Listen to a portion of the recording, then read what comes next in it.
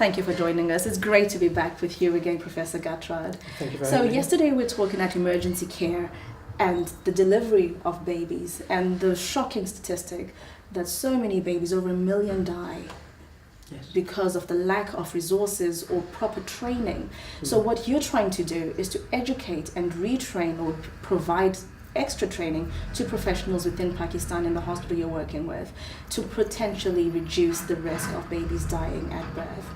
Is that correct? That's right, yes. So let's talk about Cleft baby care. You also have a provision of that within your hospital. Tell us a little bit more. Well, cleft palate and lip is something you are born with. A lot of the time it is what we call congenital, which means that something happened inside the mother's womb that created it. I would imagine that most likely cause is possibly intermarriage. And in those countries where there is more intermarriage, there tends to be a greater incidence of this. But that probably is about 50 to 60%. So the other 40% is probably environmental.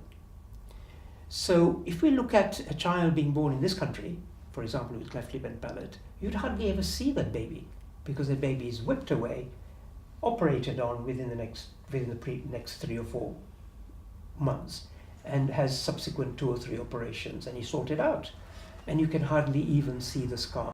The biggest problem with these babies to start with is actually feeding, and it might come as a surprise to a lot of people, but the breast is the best, even for those babies that have got the cleft lip and palate problem.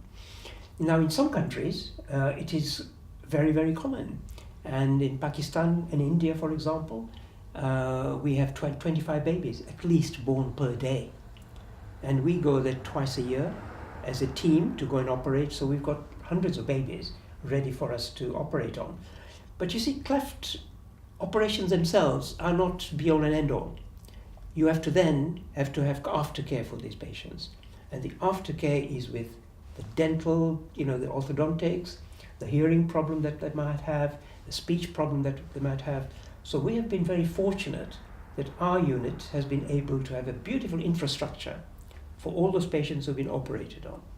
Not only do we look after them after the operation, but also before the operation, because our assessment of these patients is I believe, probably the best in the world. It's just incredible to see what the before picture is like to the magnificent look once the baby has been operated. But once the parents and the baby leave the hospital, what is life for them afterwards? Is there any hope in terms of training the parents? What type of help can the people like yourself within the charity provide? These operations are life-changing. There's no question about that. I mean, just the fact that the cosmetics have improved is just part of this. Because even before the operation, there's a stigma to the family. People might not marry other people in the family or other sibs in the family. This child might be perhaps thrown out of the family, might not get education, might be deaf, difficulty in feeding, speech problems. So lots of these issues we need to look at. But psychological issues, and again, our hospital has got a psychologist, would you believe, in a third world country to try and help these children. So the problems haven't actually finished when you operate on them. They need to be checked afterwards to make sure that the operation's holding. We always take pictures before and after, as you've already shown us. I'm just going to take us back a few moments when you're talking about breast is best. Yes. You have a lot of people who argue against breast, Indeed. Especially young moms or moms who would love to keep their figure post-delivery. What would be your assertion in terms of people within the UK when they're looking at breast, not in particular so much with cleft, but just talking about breast versus the bottle? What is your personal Well, I think my personal view is the breast is best anyway because it is the right nutrition for the baby. If the baby is very, very premature, I think one can debate and say, well, perhaps the baby might need a different sort of milk.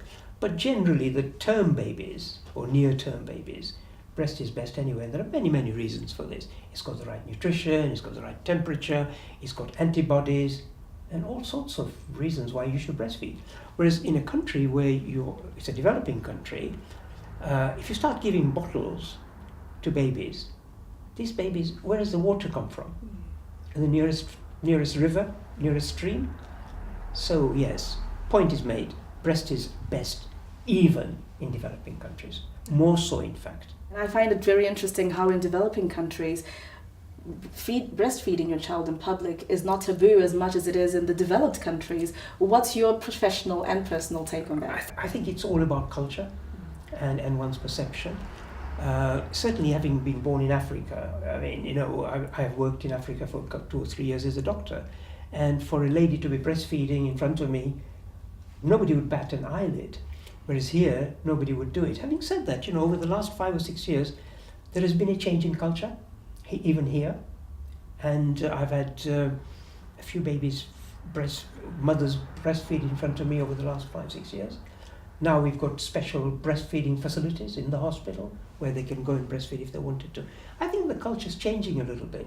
But having said that, breast is best anyway. And I think the countries that perhaps have people have been brainwashed by some of these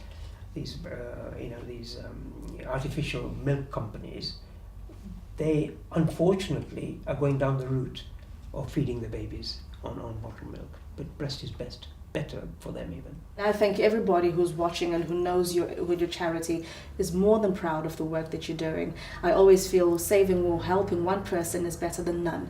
So I believe you're doing an incredible job. Well, join us tomorrow when we go into more of what the Midland Aid International Trust is doing across the world. And I thank you so much for this evening. Thank you. Good night.